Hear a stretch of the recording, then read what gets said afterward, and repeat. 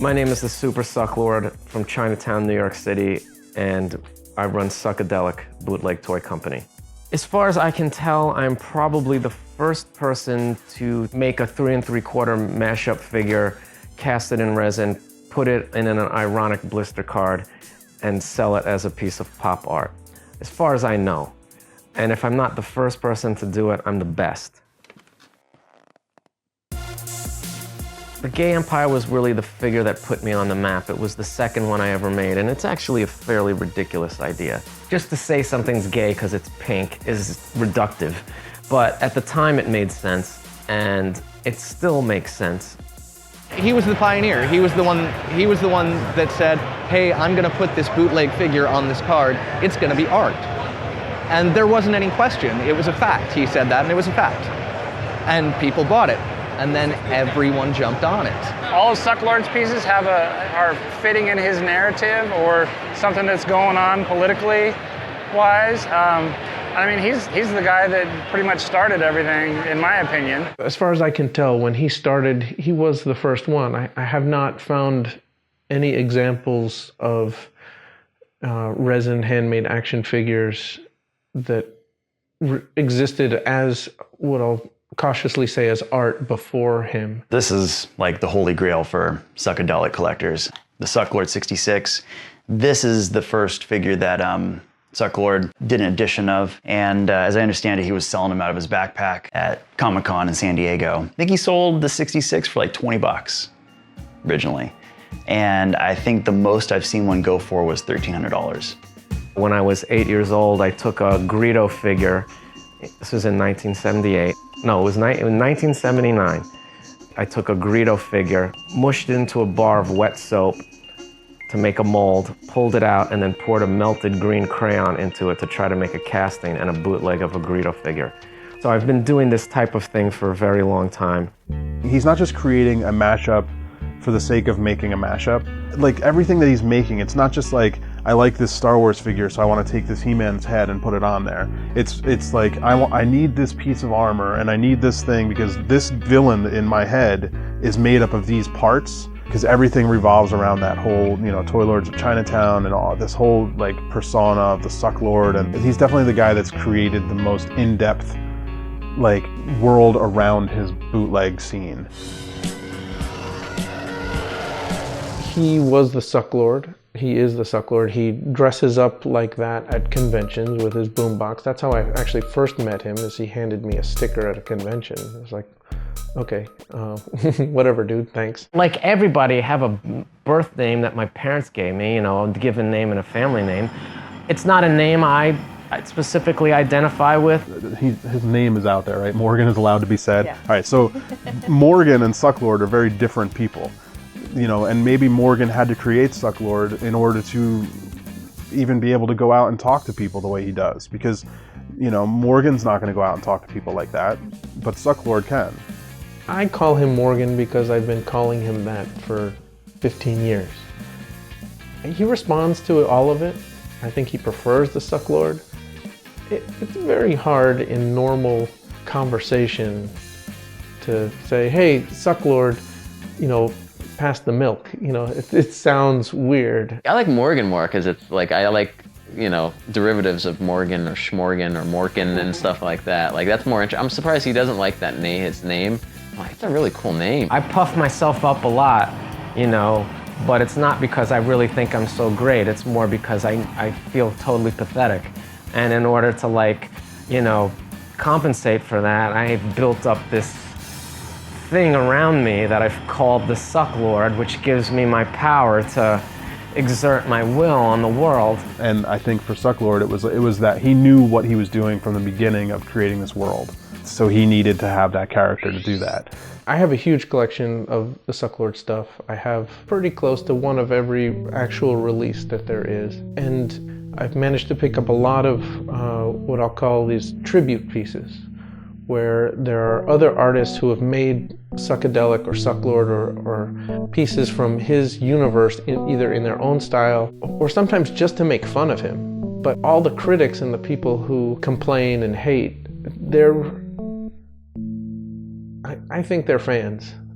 Because Sucklord has that whole aesthetic of like, it's crap. It says on the back you're an asshole for buying this. Like That's all kind of that the stuff. thing. Like yeah, that's his style and thing. Well, that he established that to basically be in front of criticism of his work.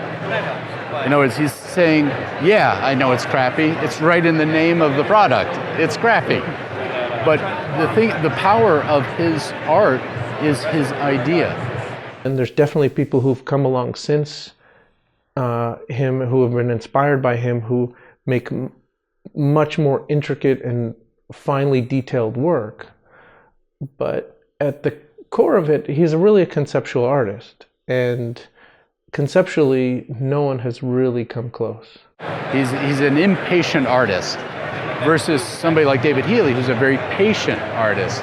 He'll take months and months to nurture something until it's just right. Yeah, I mean, people think that, you know, like Morgan and I do the same thing, you know, and it's like Morgan and I both know that we don't.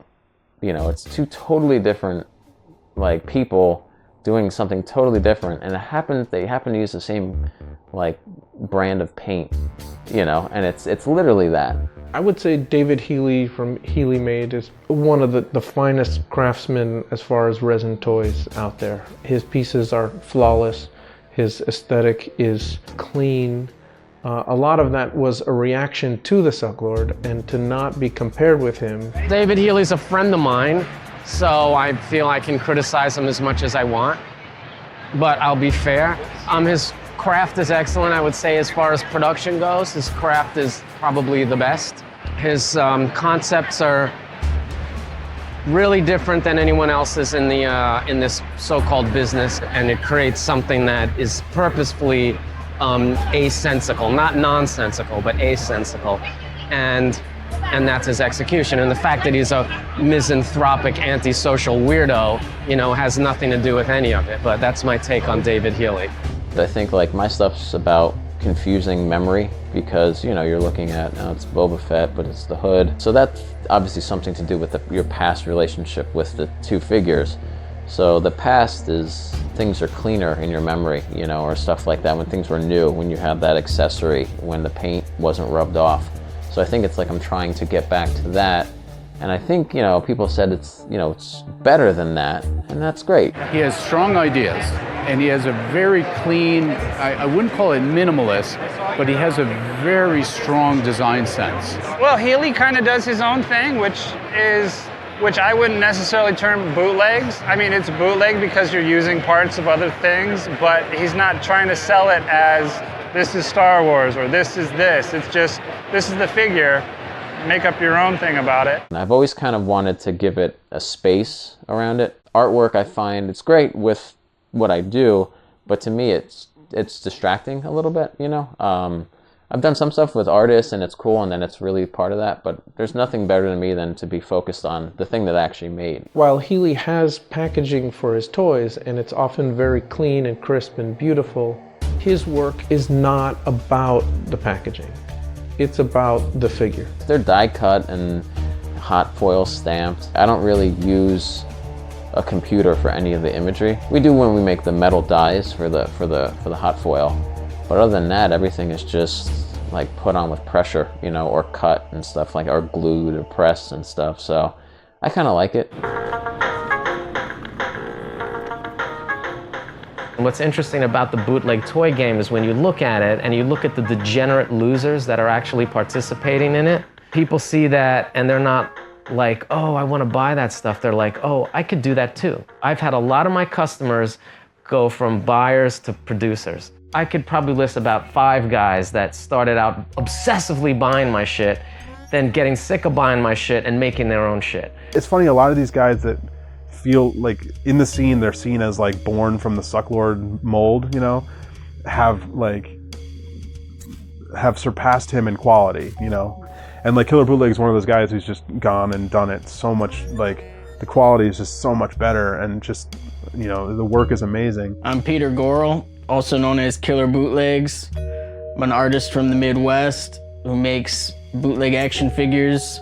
Phantom Starkiller was a character that I created, and it was my San Diego Comic-Con exclusive where I released him and debuted that character. It was like an amalgamation of all the things that I thought were cool, you know, like the Horned King from Black Cauldron and Darth Vader and Skeletor, all of them mashed into one, and I think that's his appeal, and that's why so many people like him.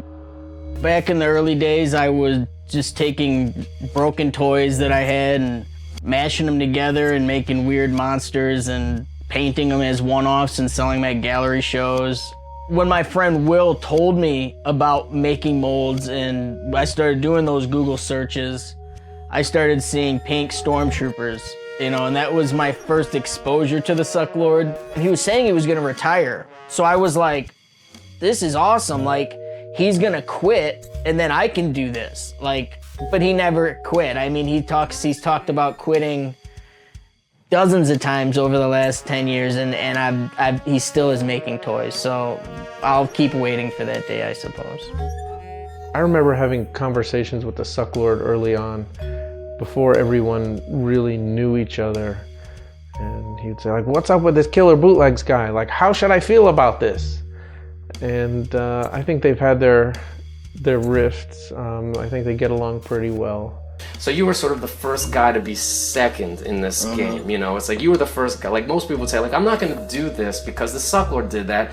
And at some point you probably aware that that was a sentiment and you were like, well, fuck that, I'm doing it anyway. Yeah. I didn't see him as an obstacle. I mean, it was just something that I was like, wow, somebody else is doing this. But his whole aesthetic was to suck, and this sucked, and this is shit, and I just decided to do the complete opposite and have it be killer and try and do as best as I could. Peter's work is pretty fantastic, and he's been able to elevate the resin game and differentiate himself from the other guys in a big way. How can I improve on this? How can I make it better? You know, whether it's the Frankenfett and making him with a rocket firing backpack, or just trying to up it every time, you know, instead of being content with what I'm doing, you know, it's to elevate it and to make it more of like a higher art form kind of. And you got hazed really hard. A lot of people gave you a lot of shit. Yeah. I mean, I remember you, and around in this, I don't know what the timeline is, but around the same time, 2-Bit Hack started doing stuff.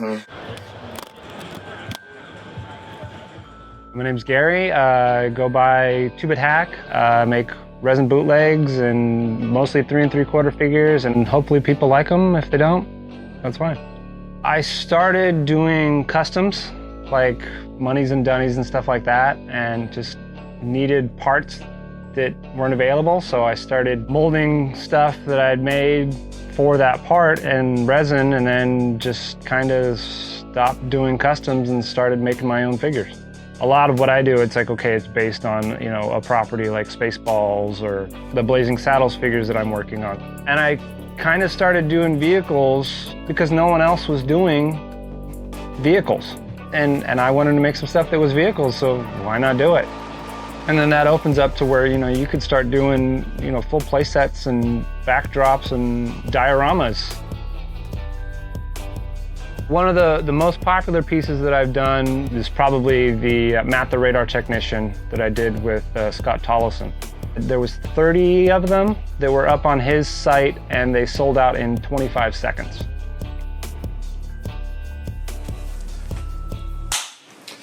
And welcome back, everybody, to another thrilling episode of the Super Suck Hour with my good buddy over here, Mr. Dollar Slice Bootlegs. Say hello, Dollar Slice Bootlegs. I'm gonna fucking go as hard as I can for as many years as I possibly can until the wheels fall the fuck off. Then I'll give it up. But not till then.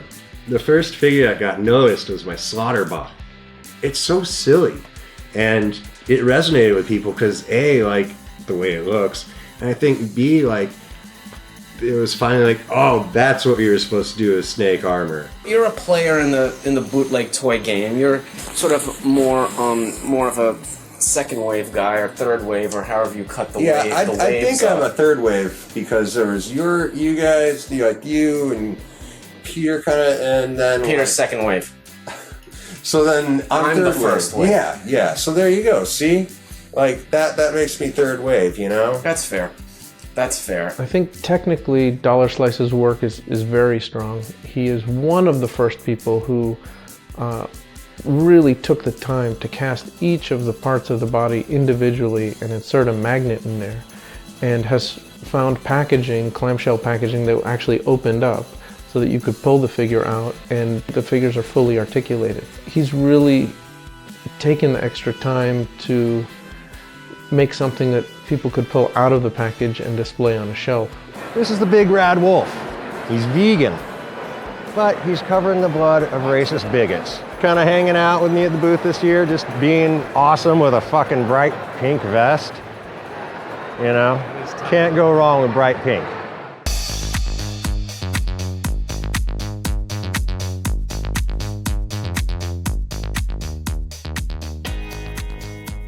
At this point, the designer toy world, the indie toy world, is so big and vast and diverse that there's aspects of it that really have nothing to do with each other.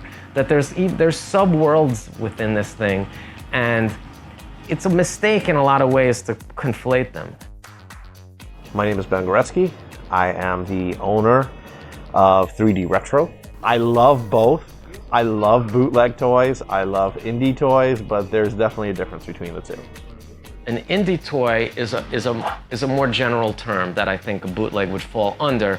Indie toy is any toy that is manufactured independently from a toy company. You have a design in mind, you have a character in mind, you really don't have the means to go to somebody like Mattel or Hasbro or these big toy companies, and so you are now making, just like an indie film, you're making an indie toy. My definition of an indie toy would be something that somebody creates with their bare hands, whether it be a sculpt or it be pieces from another toy. That would be something independently made by one person instead of a company. And then you have bootleggers, which are strictly making copies of other toys, whether it be exact copies or pieces from this toy and this toy and this toy, put them together and make your own toy. What would the official bootleg be? Anything made unofficially of a licensed product.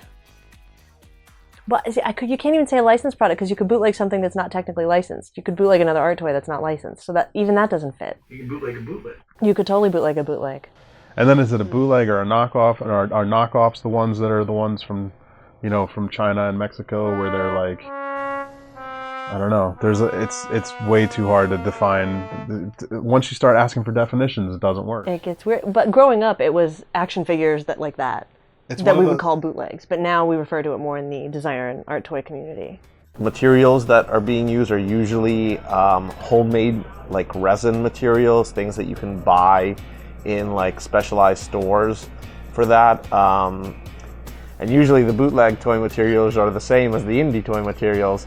There's a lot of controversy behind it because a lot of people say, well, if you take a toy and you bootleg it and then you change it up, it's now an indie toy. You made it your own in that aspect. But I'm sure a lot of legal people will come back to you and say, no, you've taken somebody's idea, you've taken somebody's sculpt, you've recast it, remolded it, and then you've produced it yourself, and there's your indie bootleg toy. So technically, it's all art, and technically it's not really a bootleg. I have some Mexican bootleg Dragon Ball Z figures that got the flea market. Like those are actual bootlegs, but knockoffs. But with stuff that like Sucklord's making or Healy, you know, they made the figure, they hand casted it. And I think for me as a collector, like something that was hand casted, hand painted is really important. So it's like sampling in hip hop, where you're taking a break and from a record, and maybe you're taking like the more obscure part of the song, looping it, changing the speed of it, and then putting your own lyrics on top of it. It's something more akin to that. We're not doing what you think you'd get in trouble for. Like, we're not selling these things on the street with a Star Wars name on it and passing it off and then not being able to be found afterwards when people realize it's not the real thing. You don't really hear too much from the big companies with cease and desist because there's so many of us out there. It's crazy, but in the actual circle of people that do it, if you do something that somebody else does, even though it's a bootleg and you stole it from the original source and they did exactly what you did, you know, and people get pissed off and start whining. Like everybody else in the designer toy world reasonably plays nice with each other. Whereas people in the bootleg world are at war with each other. There's a lot of rivalries and beefs and shit talking on social media and failed alliances and just like anger and resentment and jealousies. And yeah, it's got all those elements to it. Yeah, it kind of touches edgy, so that's why I try to stay to myself, do my thing. And if anybody gets upset about it, well, then I'm sorry, I'm just doing what I want to do.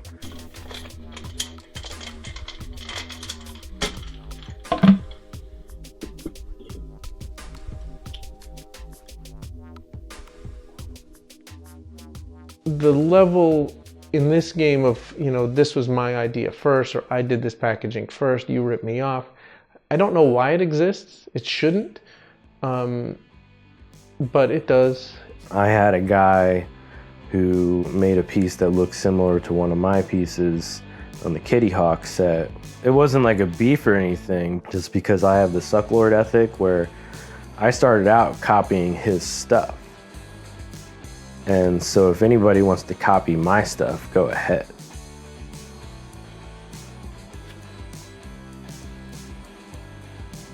If you want to do this in the first place, go ahead. Everyone kind of knows, you know, who did what first. But quite often someone goes and does the same thing better. And that's kind of part of the evolution of the medium as a whole. You run the risk in like a mashup style collage approach to your work where you're just taking cool thing A and mixing it with cool thing B. And it's quite conceivable that some other person independently of you had the same idea. And so everybody has had that experience where they were ruminating on an idea or a thing or a combination in their mind that they were gonna do, and then suddenly this guy did it, and fuck you, you know, and I thought of that first, but damn, you did it better, or shit, I could have done it better, and now I can't. I don't know, I always took it as like a compliment. I mean, I've had people literally like bootleg my things where like they made my toy exact. And I wasn't mad. You can't own this stuff, you know, that's the thing. I mean, if you're gonna like blatantly rip somebody off and do the same feel with that head that they had, then that's still your right too.